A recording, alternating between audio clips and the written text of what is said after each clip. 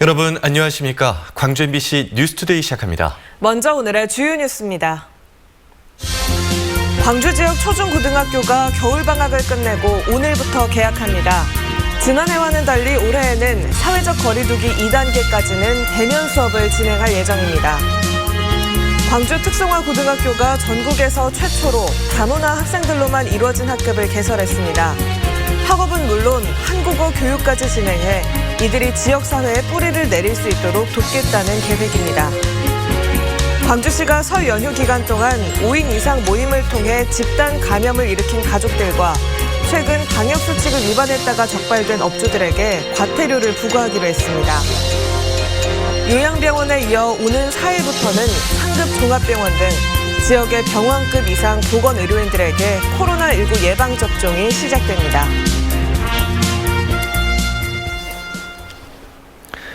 광주 지역 초중고등학교가 겨울방학을 끝내고 오늘 일제히 개학합니다. 지난해와는 달리 올해는 사회적 거리두기 2단계까지 밀집도 3분의 2를 지키면서 학생들의 등교가 유지될 예정인데요. 취재기자 연결해서 자세히 알아보겠습니다. 이재원 기자 전해주시죠. 네, 저는 광주 광덕고등학교에 나와 있습니다. 아직은 조금 이른 시간이라 등교하는 학생들의 모습은 눈에 띄지 않는데요. 선생님들과 교직원들은 이른 아침부터 출근해 학생들을 맞이할 준비를 하고 있습니다. 이제 조금 뒤부터는 발열 체크기를 통과한 학생들이 교실로 올라갈 것 같습니다. 이곳 광덕고등학교에는 오늘 고3과 1학년들이 등교하는데 1학년 학생들은 첫 등교 뒤 교실 안에서 온라인 입학식도 치를 예정입니다. 또 2학년들은 목요일과 금요일에 등교해 새로운 담임 선생님과 학급 친구들을 만나게 됩니다. 비슷한 방식으로 광주 지역 전체 고3과 유치원생 그리고 초등학교 1, 2학년들은 매일 등교하고 중학생을 비롯한 나머지 학년의 학생들은 밀집도 3분의 2 유지를 위해 교차 등교합니다. 교육당국은 사회적 거리두기 2단계까지 이 같은 등교 원칙을 유지하고 2.5단계부터는 탄력적으로 조정할 예정입니다. 오늘부터 등교하는 학생들을 맞이하기 위해 각급 학교에서는 어제까지 일제 방역이 실시됐고 마스크와 손 소독제 등 방역 물품도 교실마다 비치됐습니다. 올해도 온라인 수업은 피할 수 없는데요. 새학기에 맞춰 600여 개의 콘텐츠가 추가 제작됐고 학생과 교직원 2만 명이 동시 접속할 수 있는 화상 플랫폼도 서비스를 개시할 예정입니다. 스마트 기기 접근이 어려운 저소득층에게는 컴퓨터와 함께 인터넷 사용료도 지원됩니다. 돌봄 교실과 학교 급식도 확대됐습니다. 돌봄 교실은 오후 7시까지 탄력적으로 운영되고 학교 급식은 원격 수업을 받더라도 희망하는 학생 모두에게 제공될 예정입니다. 지금까지 광주 광덕고에서 MBC 뉴스 이재원입니다. 광주의 한 특성화 고등학교가 전국에서 최초로 다문화 학생으로만 이뤄진 다문화 단일 학급을 개설했습니다. 학업뿐만 아니라 한국어 교육까지 학생들에게 제공해 지역사회에 잘 정착할 수 있도록 돕겠다는 계획입니다. 송정근 기자입니다. 광주 숭이과학기술고등학교에 고려인 학생들이 한자리에 모였습니다. 개학을 앞두고 오리엔테이션을 진행하기 위해서입니다. 학생과 선생님들은 서로의 이름과 얼굴을 익히고 한국어로 된 게임을 하면서 어색함을 없앱니다. 이렇게 하나, 둘, 세 개가 나오면 이렇게 그냥 끝내는 거야? 이기는 거야. 이거라고 외치면 돼. 전국에서 최초로 개설된 다문화 학급 총원은 31명. 모두 광주 고려인 마을에서 살고 있는 고려인 2세들입니다. 그동안엔 한국어가 서툰 탓에 수업을 따라가기가 쉽지 않았지만 앞으로는 3년 내내 통역교사의 도움을 받으며 수업을 받을 수 있게 됐습니다. 중학교 때까지 제가 살다 보다가 되게 소통이 되게 어려웠어요.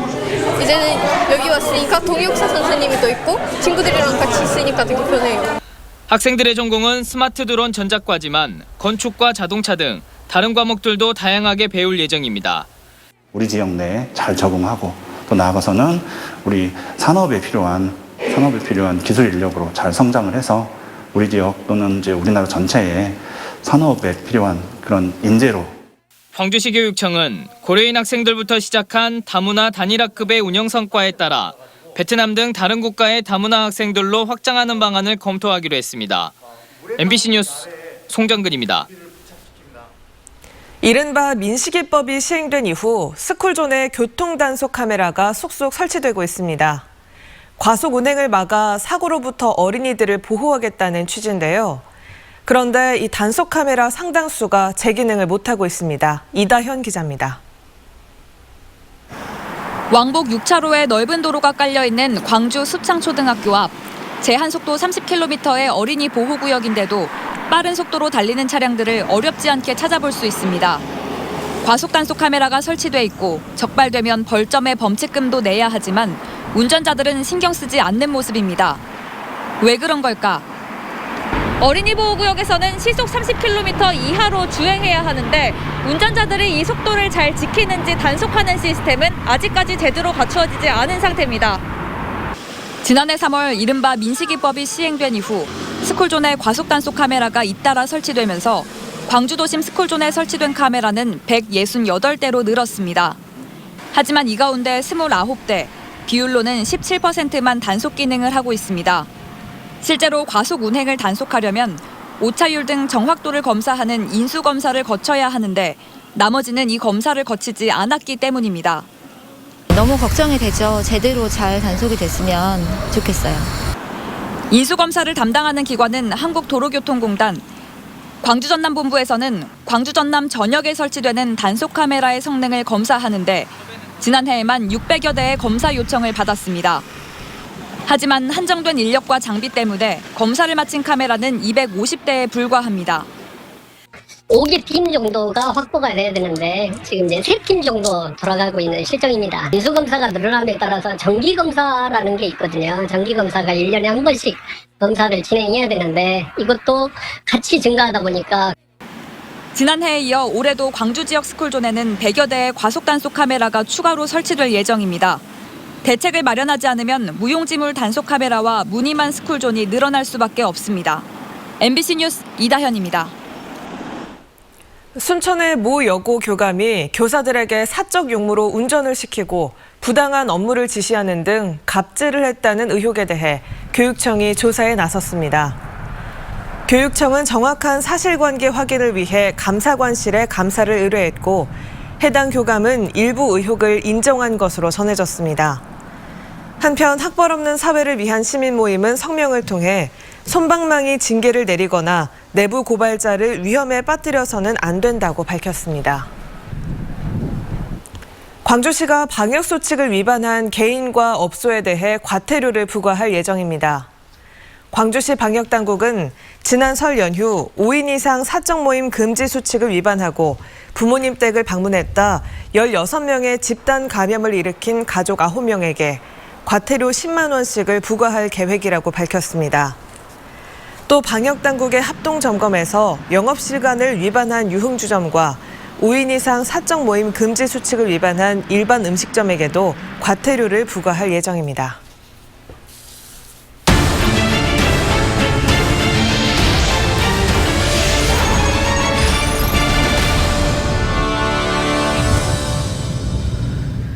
민간공원 특례 사업에 따라 대규모 아파트 단지가 올해 하반기부터 차례로 공급됩니다.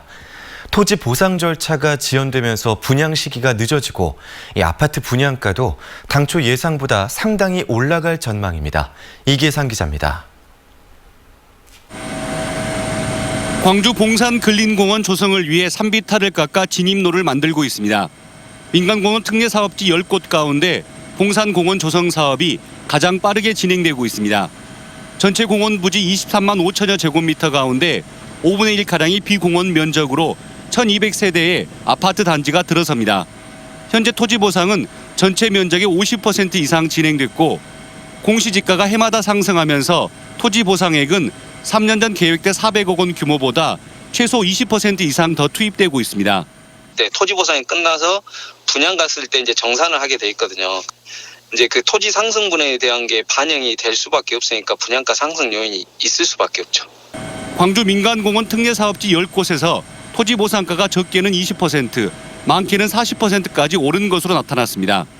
국토교통부의 표준지 공시지가 현실화 정책에 따라서 올해 초 광주의 공시지가가 지난해보다 11.39% 올라 전국에서 세 번째로 상승폭이 커졌기 때문입니다. 10개 특례 사업지 전체 토지 보상 금액이 1조 800억 원 규모로 예측된 가운데 땅값 상승에 따라 최소 3, 4천억 원이 더 늘어날 것으로 전망됩니다.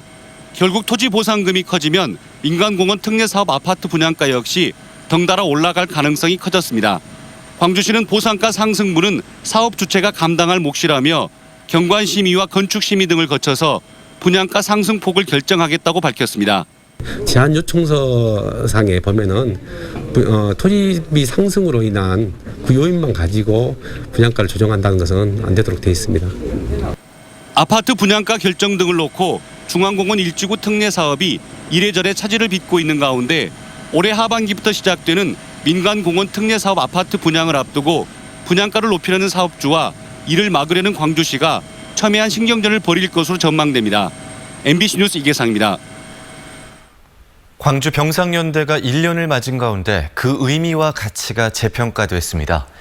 광주시는 병상연대를 계기로 광주와 대구가 정서적 연대로 발전하게 됐고 재난 상황에서 국가 단위 대응의 중요성을 일깨웠다고 자평했습니다.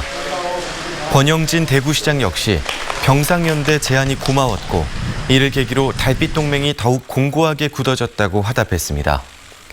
광주 공동체는 지난해 3.1절 대구의 병상연대를 제안했고 이후 32명의 대구 확진자가 광주에서 치료를 받고 돌아간 바 있습니다.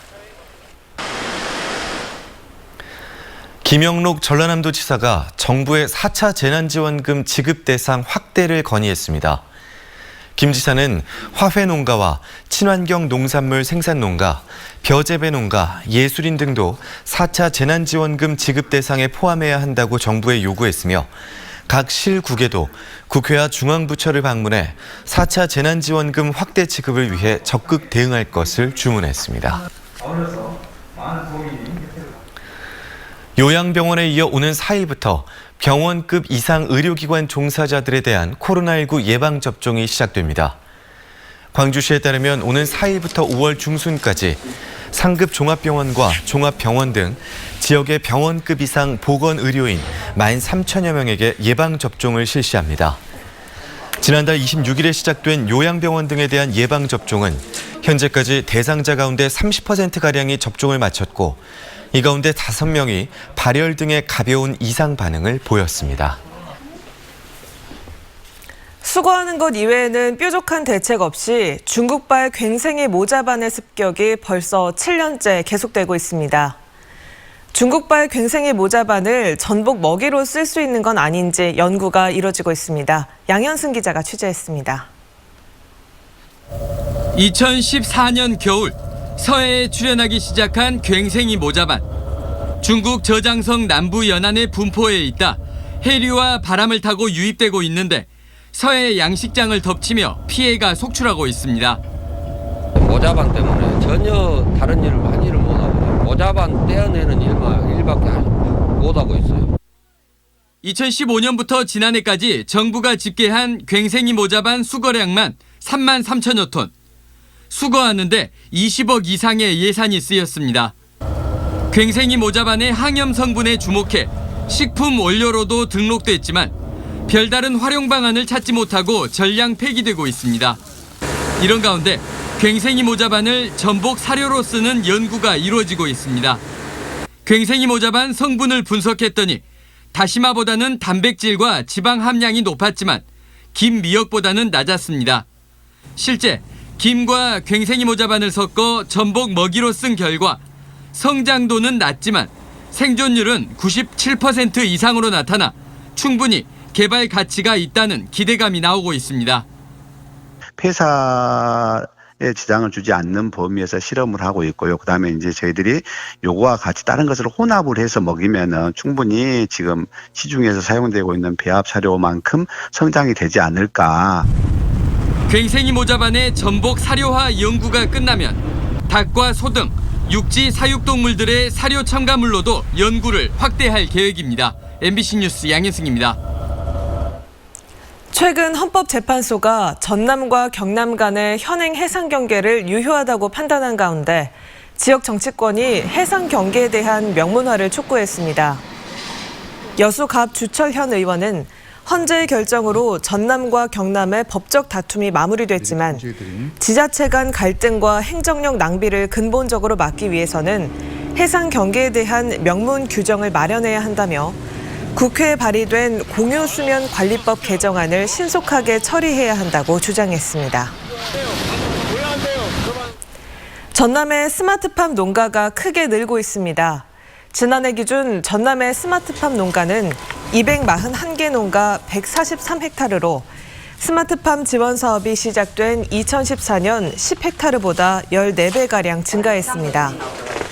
전라남도는 2022년까지 1,100억 원을 투입해 고흥군의 33헥타르 규모의 스마트팜 혁신밸리를 조성하는 한편 올해는 20억 원을 들여 스마트팜 시설 보급 사업을 추진하기로 했습니다.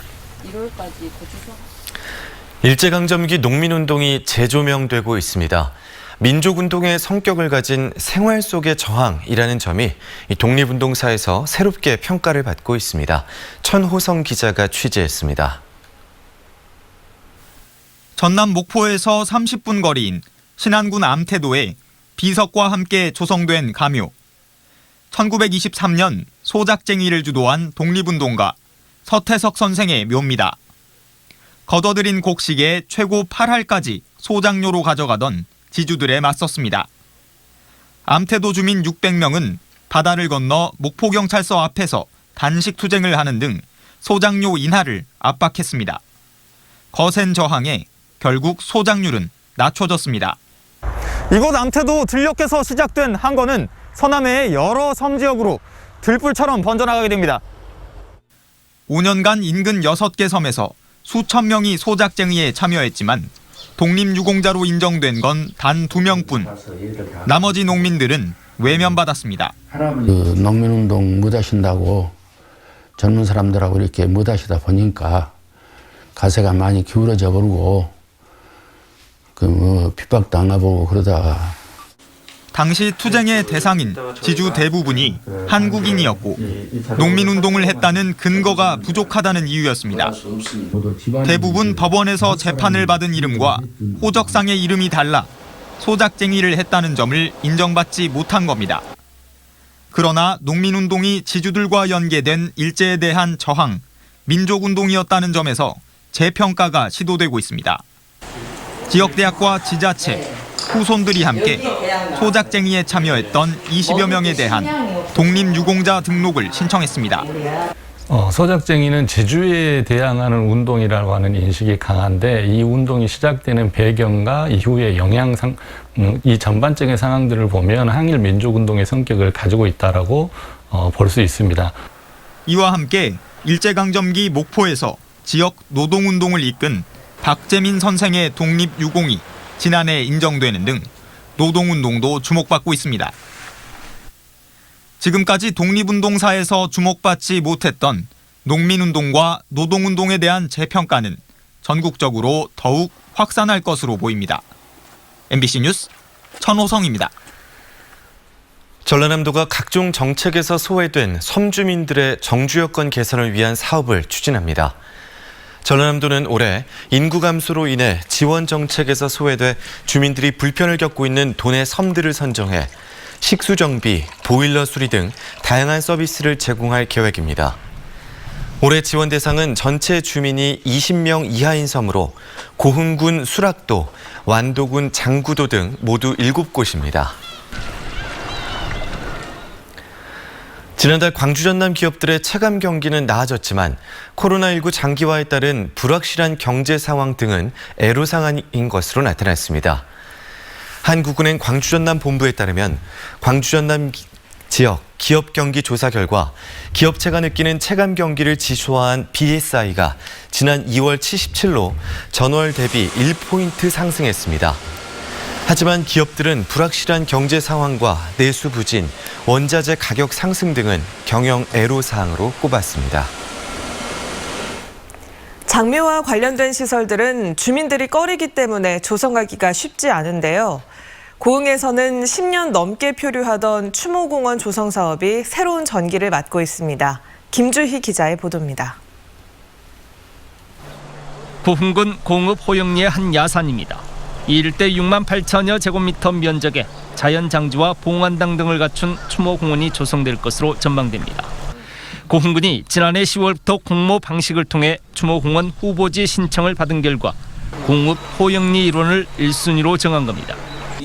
구는 앞으로 주민 설명회 등 관련 절차를 거쳐 추모공원 예정지 인근 마을 주민들의 찬반 의견을 들은 뒤 공업 호영리 이론을 최종 후보지로 선정할 계획입니다.